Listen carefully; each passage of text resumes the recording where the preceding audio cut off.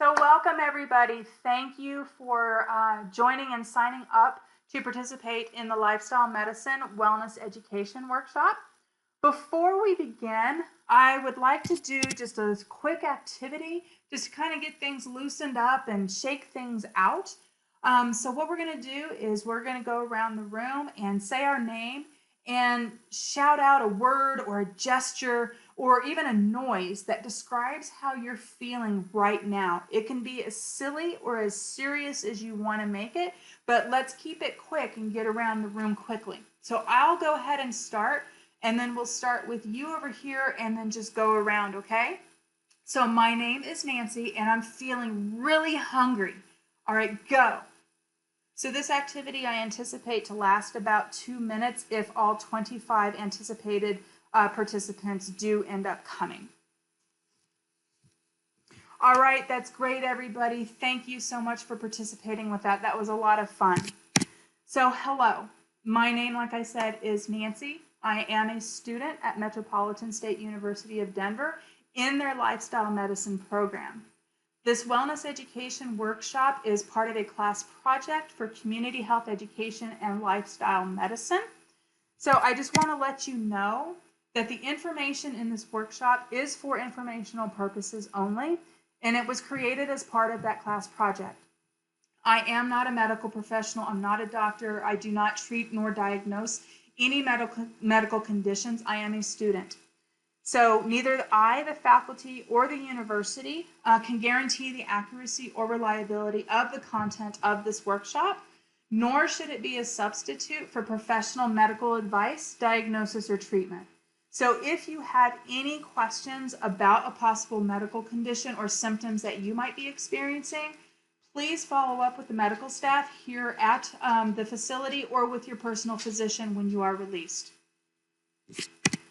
So what I hope to achieve today is to provide education to all of you about lifestyle medicine and what it is, and hopefully help you identify choices or behaviors in your own life that may increase your risk of getting a preventable chronic disease, as well as for you to be able to demonstrate one technique to better manage your stress and one strategy to help make healthier choices around substance use. And then finally, for you to hopefully identify one resource that you can use to develop healthy relationships. So this workshop is intended to be interactive and with open dialogue. So the folders that you have before you contain workshops and activities that we're going to use throughout the presentation.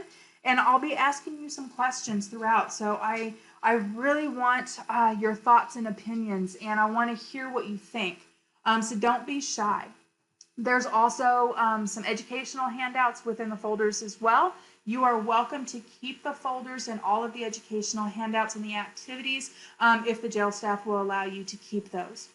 So, and if any time you have a question, feel free to raise your hand and we'll talk about whatever's on your mind. So, okay, let's get started. So the first thing we're going to talk about is what is lifestyle medicine and what is chronic disease and what are the lifestyle behaviors that contribute or increase the risk of getting a chronic disease. So lifestyle medicine, it's evidence-based, meaning that studies are done and they review certain aspects and certain things about how diseases get develop in the body and what helps prevent those diseases as well. So lifestyle medicine uses lifestyle behaviors such as eating a healthy diet, being physically active, getting good quality sleep, using good stress management strategies, and then avoiding substances to prevent, treat, and oftentimes reverse lifestyle-related chronic diseases. So what all that means is that just science has proven that making healthy choices with all of those factors that I just talked about can prevent chronic diseases from developing. It can treat chronic diseases that you might already have and can even reverse those chronic diseases. They can go away. So when I talk about chronic disease, what do I mean? What is a chronic disease? Well, first of all, chronic diseases cannot be prevented by vaccinations. We can get vaccinated for measles, we can get vaccinated for chicken pox, things like that. But things of chronic disease, there's no vaccination for them. They also cannot be cured by medication. They can be treated with medication. They can mask the symptoms and make symptoms more manageable. But chronic diseases cannot be cured by medication. A chronic disease can be really slow to develop, and it's usually very long lasting, most of the time over 3 months. And there's usually no symptoms. People don't know that they have a chronic disease until there's an actual diagnosis. And when I say it's slow to develop, I mean there are some chronic diseases out there that can take 10, 20 years to actually develop into something that's diagnosable. And there's no symptoms. It's just all happening in your body. A chronic disease can lead to other health problems, but they are absolutely 100% preventable, and they can be treated and reversed with lifestyle behaviors. So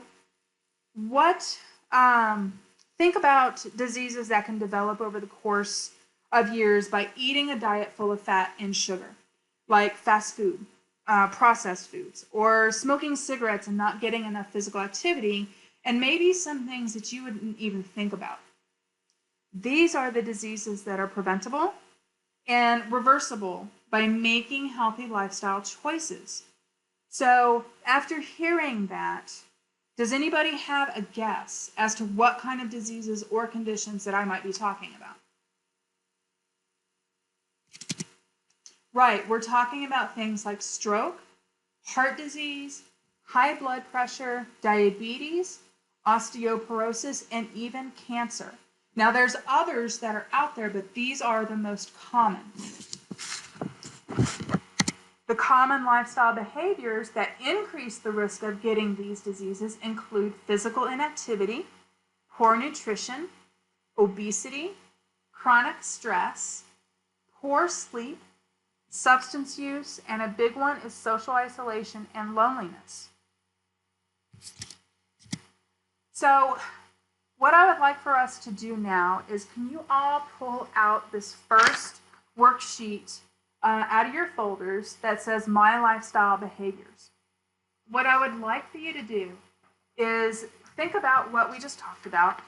What are the factors, lifestyle behaviors that contribute to chronic disease, and take a couple of minutes and identify, think about your own lifestyle behaviors and name 3 of them that you do that could increase your risk of chronic disease in your own life.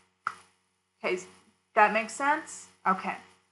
So go ahead and take a couple of minutes and think about those things and go ahead and write them down.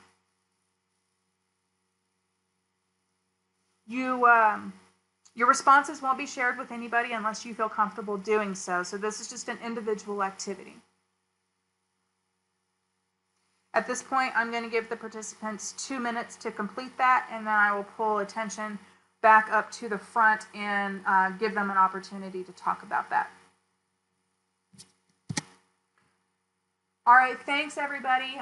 It looks like everybody has identified some lifestyle behaviors. Does anybody feel comfortable sharing their own lifestyle behaviors in their own life that could increase their risk of chronic disease? If nobody shares, then I will start talking about some myself. So yeah, smoking, that contributes cancer, right? Many different types of cancer. Physical inactivity, that can lead to obesity, which can lead to diabetes. I mean, there's many different lifestyle behaviors. Poor sleep, not getting enough sleep, can also contribute to increased risk of chronic disease. So thanks for participating and identifying your own lifestyle behaviors. That's great. So when we're talking about being able to make healthy choices and healthy lifestyle behaviors to keep us healthy and prevent those chronic diseases, what barriers do you think people face in their home lives being able to make healthy lifestyle choices? So at this time, if nobody throws out any answers, then I will present 2 or 3 myself.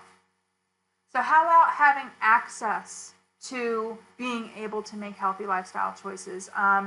You know, somebody may not have access to fruits and vegetables or whole grains because of where they live, or their financial situation, so they feel stuck or they feel forced to get that convenience store food that comes in boxes or comes in cans with all this added sugar and salt, right? Getting fast food because it's easy and convenient.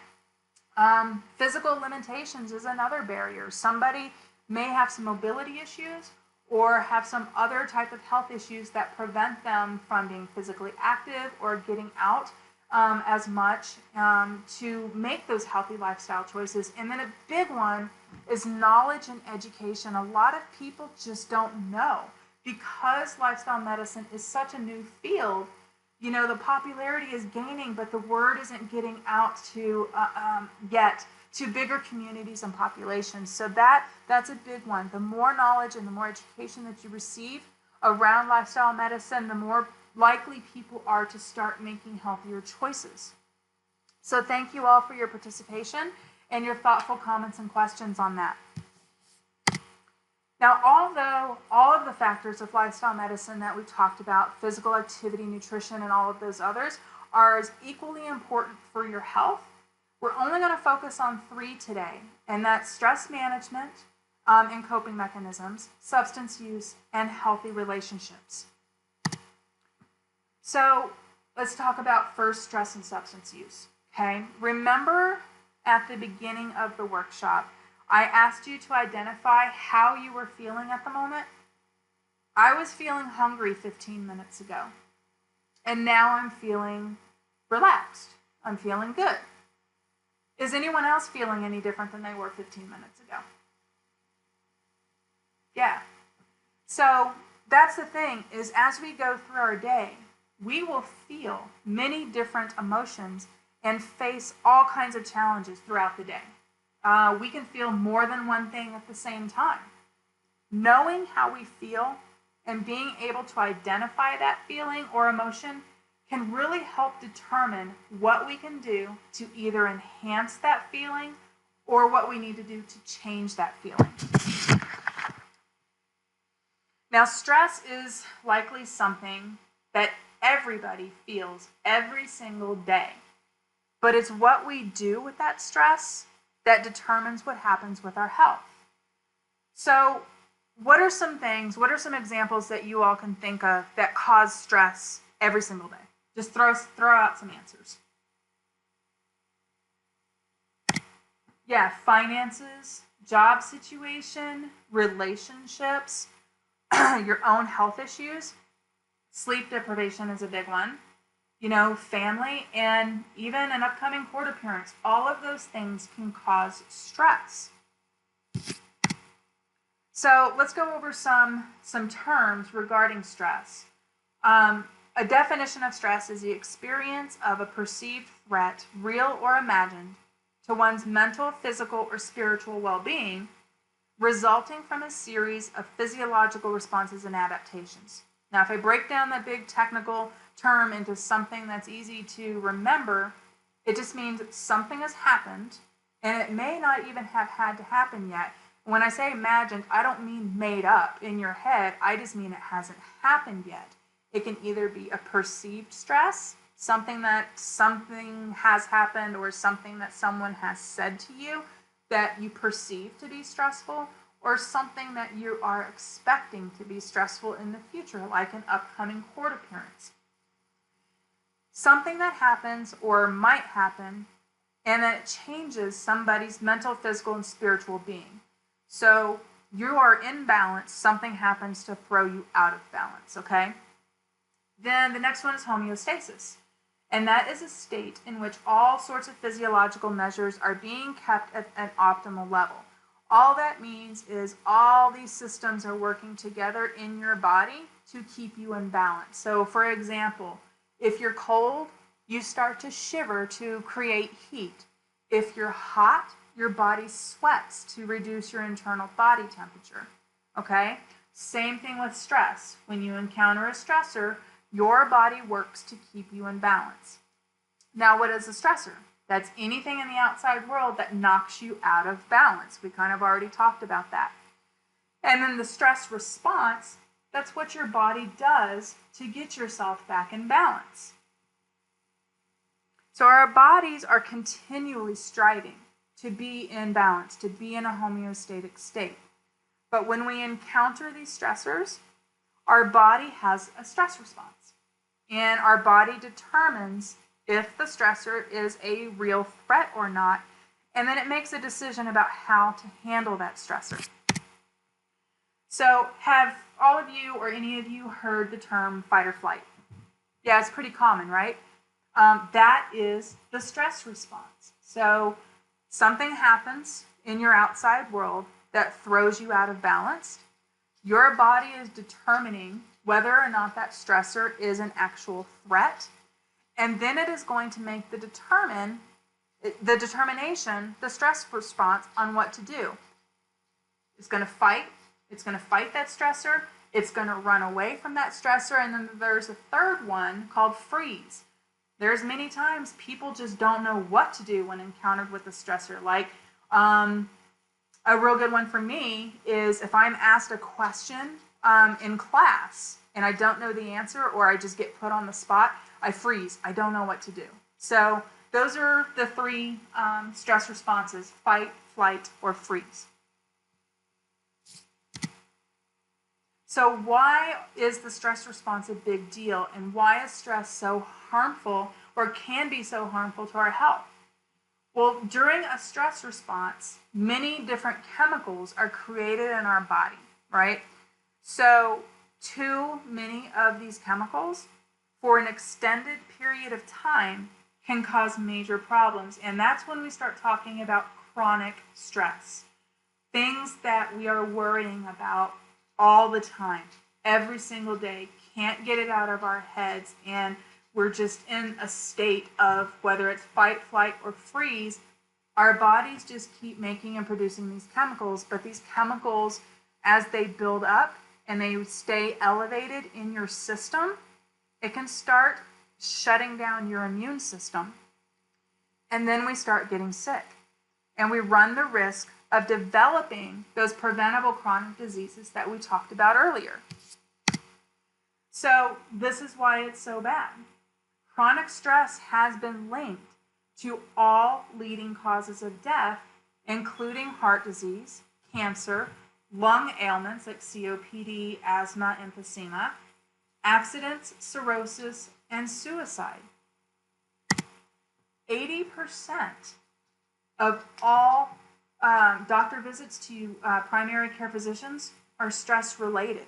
Think about that. 80%. Most of the time we go to the doctor to see our primary care physician, it is something related to stress. 70 to 85% of all diseases and conditions are stress related. That is astounding to me. So just think how much healthier and how much better life could be if we just learned how to manage our stress. So we don't have to keep going to the doctor and keep getting put on these prescription pills that don't really do anything except mask our symptoms or help manage our symptoms. It doesn't heal, right? So right now I'm going to demonstrate a very effective relaxation technique that involves nothing more than breathing or stretching, okay? So I'm just going to demonstrate it right now. So I'm going to stand with my feet shoulder width apart and parallel to each other, okay? I'm going to get relaxed, and then I'm going to bend over at the waist, but not so far that I'm feeling any pain anywhere. I just want to feel a nice stretch in my lower back, okay? So that's about right here, and I'm just going to stay there for a second, and then I'm going to take a very deep breath in through my nose. And then as I stand back up straight, I'm going to exhale forcefully through my mouth. Then I'm going to raise my arms out to the sides and over my head while I'm taking another breath in through my nose. And then I'm going to exhale forcefully through my mouth again while I lower my hands in front of my body.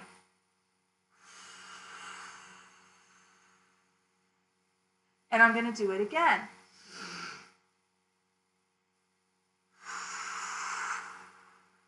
And up.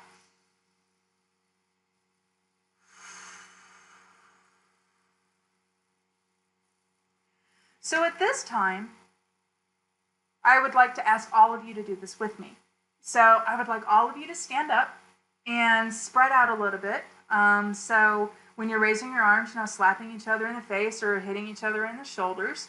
But if you don't feel comfortable doing the stretch, you can just stand or you can sit back down and just do the breathing exercises with us, okay? So everybody kind of spread out, give yourself some room. Okay, so stand with your feet shoulder width apart and parallel. And then remember, breathe deeply through your nostrils and exhale forcefully through your mouth, okay? So first we're going to bend over, but remember not to bend so far that you're feeling any pain. And now breathe in through your nose. And as you stand back up, exhale forcefully through your mouth.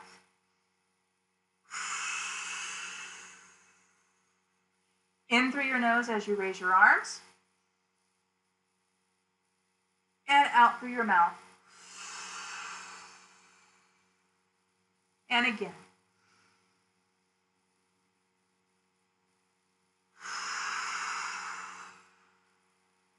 One more time.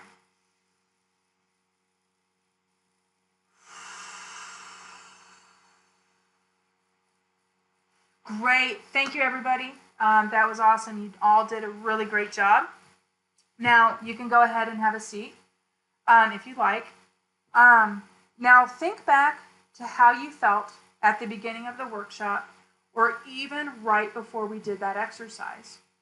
Does anybody feel any different, have a different feeling or different emotion than they did before they started?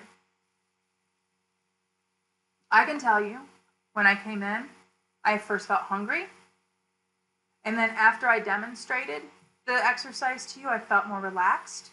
And now, even after doing the breath cycles even more, I feel even more calm and relaxed. So now we only did 2 full cycles of the stretch and 4 cycles of the breathing. So you can do this as long as you need until you start feeling relaxed and calm.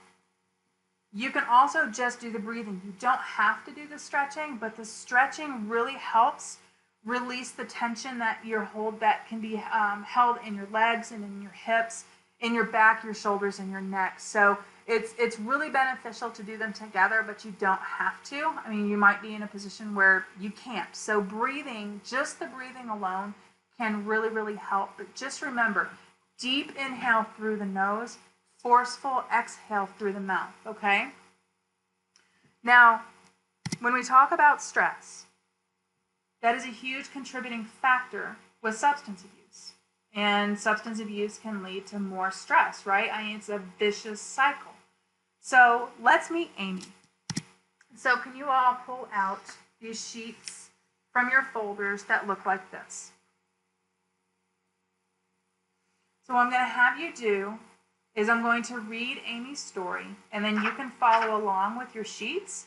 And as you do, underline the stressors that Amy is encountering in her life, the things that are going on that's causing her stress. Then circle the coping mechanism that Amy chose to deal with that stress, and then circle or do something, check mark or something else, that how that coping mechanism created more stress in her life, okay? So Amy has a great job, a good relationship, all the friends she could ever hope for, and has a pretty decent life in a nice house and enough money to live comfortably. She drinks occasionally and every so often will use cocaine with her friends. Well, one day Amy had a really bad day. Her boss put her on notice for messing up a really important project at work. She got into a big argument with her girlfriend and then ended up getting a flat tire on the way home. So after she waited there for an hour for roadside assistance to come change her tires, she finally got home and she had a couple of drinks and just a little bump of cocaine just so she can unwind. Well, that few drinks or that couple of drinks turned into a few more, and then she decided to drive over to her girlfriend's house so they could talk. Well, unfortunately, on the way over, Amy wrecked her car and ultimately got arrested for a DUI. She ends up losing her job. She starts struggling with her finances. Her girlfriend ultimately leaves her, and her friends start turning their back on her. Over the next 2 years, Amy gets rearrested and jailed 3 more times for drug and alcohol-related offenses and is now facing a lengthy prison term.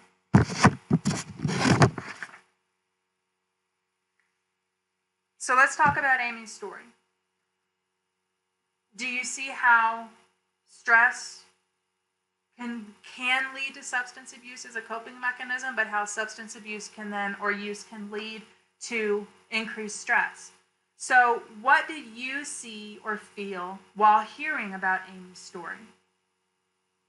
What were some of the stressors that she was feeling? And then I would give them opportunity to answer. What was the coping mechanism that Amy used? Right, she turned to alcohol and drugs, right? And then how did that coping mechanism create more stress in her life? Yeah, she kept using substances that led to increased jail visits, and now she's facing a pretty lengthy prison term. She's being taken away from her life, right? So who's creating the problem? Where does the problem lie when it comes to stress and coping mechanisms and substance use? Is it with the media for always portraying alcohol as a way to forget about things for a while?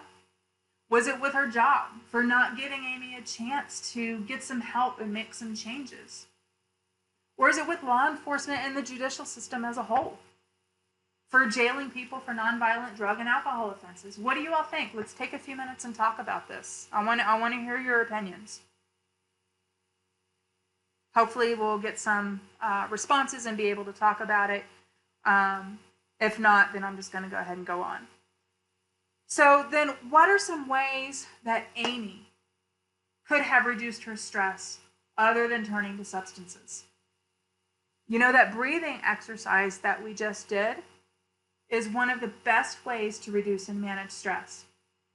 Deep, slow breathing can increase comfort, relaxation, pleasantness, and alertness, as well as reduce symptoms of anxiety, depression, anger, and confusion. Does anything else come to mind of something that Amy could have done instead of turning to substances to cope with her stress? So there's many, many different stress reduction strategies that are available, and many of them are free and can be done anywhere.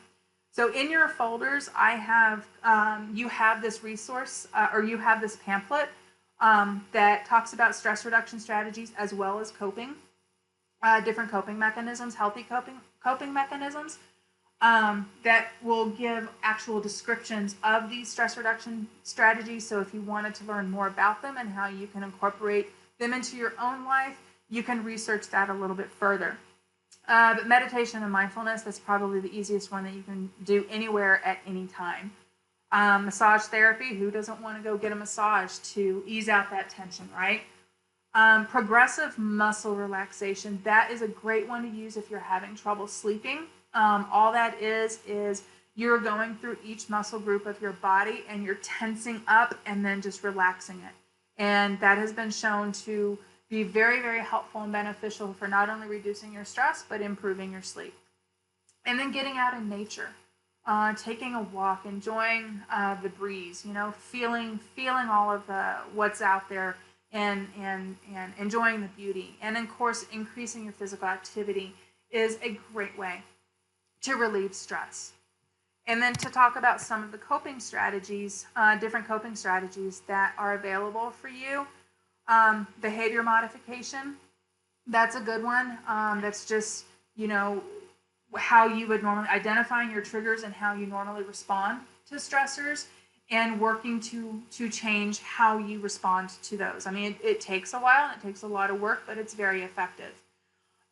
Social orchestration is a great one. And what that is changing your, what you would normally do so that you reduce your stress. My favorite example in this is driving in Denver. Traffic is crazy in Denver, right? Especially on I-25. through downtown and all the way out south. No matter where you go, there's going to be traffic. So I avoid, and I know that when I get on I-25, my stress levels are going to go through the roof. I'm going to get mad. I'm going to get rageful. So I don't drive I-25 anymore because I know that's what's going to happen. So wherever I go, I take a back route, or I drive through a neighborhood, or I drive, a different way other than getting on the highway. That social orchestration is just changing an environment or changing a stressor within an environment that you know is going to cause you stress, and doing something different.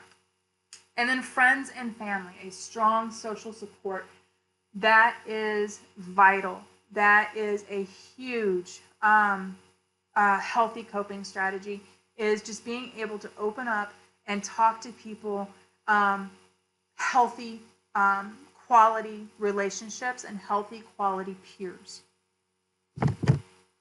So I do want to take some extra time and really focus on healthy relationships right now, because they are so important to health and disease, and the prevention of chronic disease, and I'll tell you why. But right now, would you all pull out this worksheet that looks like this? It says, "Who am I?" up in the corner. And I'd like you to take a couple of minutes just to write or draw as many things about yourself that describe your hobbies and interests. So it doesn't even have to be anything that you do currently, or it could be things that you did as a child. It could be things that you did growing up. It could be things that you used to do that you wish you could get back to doing. So just think about any of those things that you really like to do as far as hobbies and interests, like cooking or hiking or walking or having coffee with a friend, something like that. And just take 2 minutes to write down or draw. Be creative and write down as many as you can think of, okay? Ready, go. Okay, so this is going to take 2 minutes, or we can end early if everybody wraps up. All right, and we're going to come back to your hobbies and interests here in just a little bit, but I want to now talk about why social support is so important for health. So social support is basically defined as the effort to help and encourage someone's sense of attachment to significant groups. And a big part of that are hobbies and interests and finding like-minded people, right? Those with more social support do have greater well-being and physical health. They have better mental health. They have less incidence of cardiovascular disease, cancer, or even the common cold. And people with strong social support networks, they handle stress better. So why might this be important for you? Well, on average, incarcerated women have 10 semi-regular people that they interact with, meaning that they're not consistent interactions or not consistent friendships. It's just people that they talk to or get together with occasionally or every so often. But unfortunately, those networks have a heavy concentration of substance users, and less than half of their network provide any form of helpful or positive influence. So therefore, many different challenges, including psychiatric symptoms, substance use, past criminal history, and emotional conflicts, can increase the risk of reoffending. So it all goes back to environment, peers, family, and the level of support one has in their home life. Getting a job and making money, but what happens when nobody will hire you? Right. People tend to turn back to the things that where they were able to make money easily. If people aren't getting the support that they need, what happens? They usually tend to start seeking those unhealthy peers and those unhealthy connections in their life because of the lack of the support, which increases the risk of reoffending and stress levels going up and using substance abuses. And it's just, again, that vicious cycle. So Amy got out with very little social support, right? When she got out of jail, she lost pretty much everything, and that increased her stress. So she lost her social support. She kept turning to alcohol and drugs. She'd reoffend, and get rearrested, and now she's facing a lengthy prison term, right? So let's take a few minutes now and use your Who Am I worksheet, and I would like you all to break up into groups of four or five, and I'd like you to share. I'd like you to find as many things in common with each other as you can, or even if you don't have anything in common with each other, ask questions and talk about why this interest is why you like this interest, or why you like this hobby, or why is this fun, why you like to do the things that you do, because who knows, you might spark an interest in somebody else.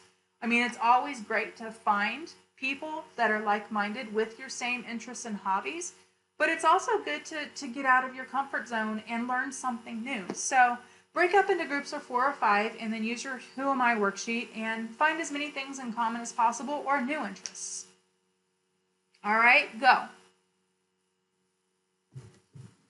So I would give them about 3 minutes to do this, or just kind of gauge their conversations on how that's going, and then I would bring attention back up to the front. All right, I heard some really, really great conversations out there. I heard some really great things that a lot of people shared in comment, and I heard a lot of really great conversation about what people were asking questions about things that they didn't have in common. So does anyone want to share any common interests that they learned about each other? So when you are released, when you fulfill your sentence, or you get out on bond, or whatever your particular situation is, I don't know what the conditions of your bond or your probation or parole is going to be. I know it's very common that conditions include not associating with other offenders or other felons. So I don't know if you all will be able to reconnect with each other based on your own shared interests.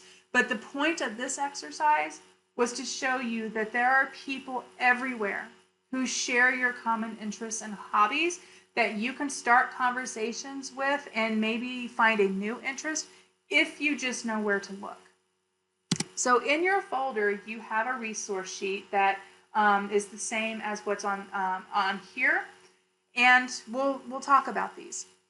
So the first resource while you're here in custody in jail is to talk to detention staff. I know that may not be ideal or what you want to do, but detention staff do have a number of resources. Ms. Simons has a number of resources that you can use, that you have access to help you build quality, healthy social connections and a strong social network. Your probation and parole officer as well. Your probation and parole officer, believe it or not, is not out there to punish you and be punitive. They're not out there looking for for you to be making mistakes so they can put you right back in jail. They want to see you succeed. So they also have a number of resources that you can access to help you build quality social and strong social networks. A couple of websites that you can that you can use. A good one is meetup.com. I don't know if anybody here is familiar with meetup.com, but it is a social activity group where you you type in your hobbies or interests, and different groups will pop up according to those groups and interests. You can become a member and then start participating in activities that they coordinate throughout the town. So you can find them, close to where you live as well. Nextdoor.com is a great one to be able to get to know your neighbors. It's kind of like a social media site where people just post different things. It's a really good way to keep a watch out for each other, get to know your neighbors. A lot of times they'll post garage sales or block parties, just different ways for you to get out and get to know your neighbors and let your neighbors get to know you. Facebook groups are another good one. There's a lot of local Facebook groups and national Facebook groups based on your interests as well that you can become a part of. And if you're not able to physically participate in these groups, you can have digital conversations, electronic conversations, and become part of something that is healthy and strong and supportive. Get out and start volunteering. That may also be a condition of your probation or parole, is doing community service, but you can find some really, really good quality agencies and really good quality people outside of community service that can help you build quality relationships just through volunteer work.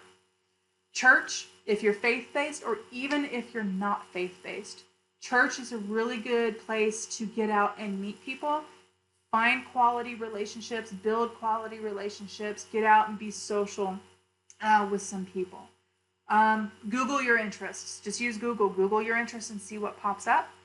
And then these last ones are more resource-oriented for when you are released from jail, Jails to Job, Violence Free Colorado, which is a resource for domestic violence victims, NAMI, which is an amazing organization and an amazing resource for people who struggle with mental illness. And then I also included websites for Colorado AA meetings and NA meetings, so you can find meetings close to you. So everybody, I came here today to teach all of you about lifestyle medicine and how healthy lifestyle behaviors can really impact your health. Many of you have identified lifestyle behaviors in your own life that can increase the risk of chronic disease. So hopefully you can think about those and take the tools from this workshop with you to make healthier lifestyle choices. And then just keep in mind some of the things that we talked about as far as barriers and access, and some of the things that you can do to change those and empower yourself to make those kinds of changes. Behaviors like being more active, eating a balanced diet, forming healthy connections, avoiding substances, and managing your stress, and using better coping strategies are all behaviors that can significantly reduce your risk of chronic disease.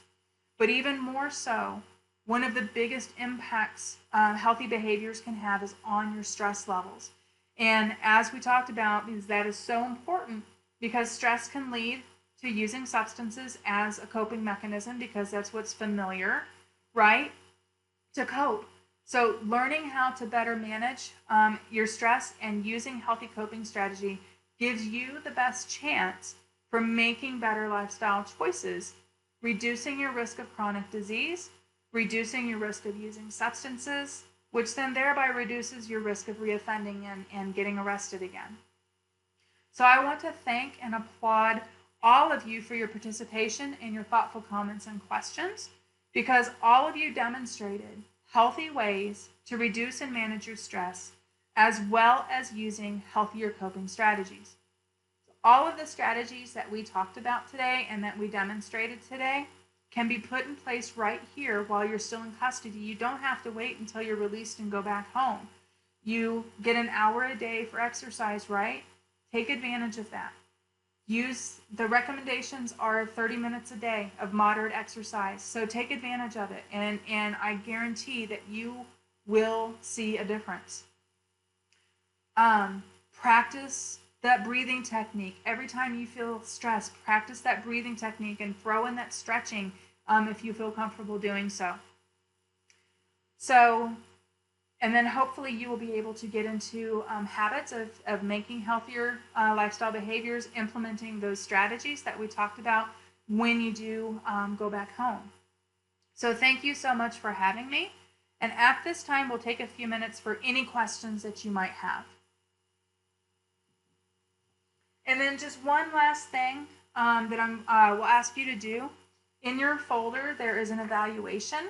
If you could please pull that out and fill it out for me. It is front and back. So if you could just take a few minutes, fill out that evaluation. The folders and the contents of the folder are for you to keep, but please leave the evaluation on the chairs as you leave, okay? And thank you so much.